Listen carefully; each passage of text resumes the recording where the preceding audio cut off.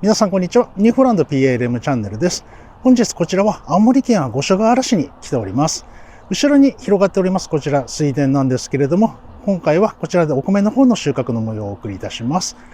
収穫する機会はこのチャンネルで登場するぐらいですので、ずーっと回りまして、こちらニューホランドの Cx コンバインで収穫の方を行います。実は Cx コンバインでお米の収穫っていうのはこちら日本初となるんですけれども、今回初めてこちらのコンバインでお米の収穫の方を行っていこうと思います。はい、それでは早速拝見してまいりましょう。綺麗な稲穂が広がっております。このチャンネルもとうとう津軽海峡を越えまして、今回の動画が本州初動画ということになります。過去もコンバインの収穫、小麦はもちろん私立コーンなどの動画もお送りしたんですけれども、今回は初めてお米の収穫の方でライス収穫の模様をお送りしようと思います。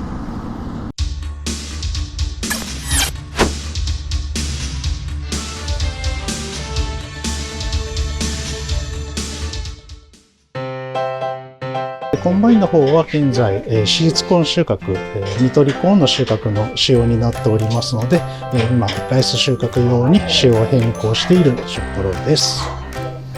小麦や水筒と実の小さいものを収穫するときのために、こちらの目の細かい根茎部の方に現在交換しているところです。こちらがもともとついていた根茎部。コーンのように実の大きいものに合わせて目の粗いものがついております。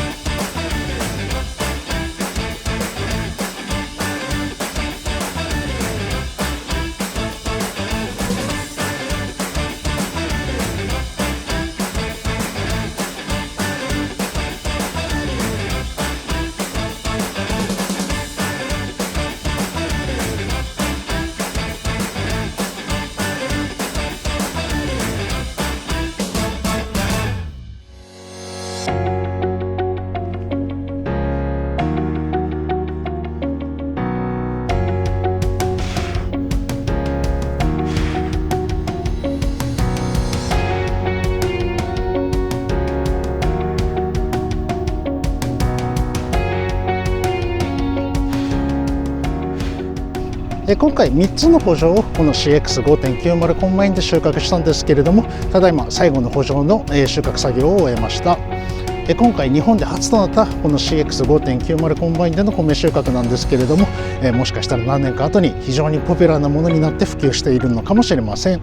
結果の方にもお客様は非常に満足していただけましたので、我々としても非常に喜ばしい限りです。はい、それでは最後までご視聴いただきありがとうございました。また次回の動画でお会いしましょう。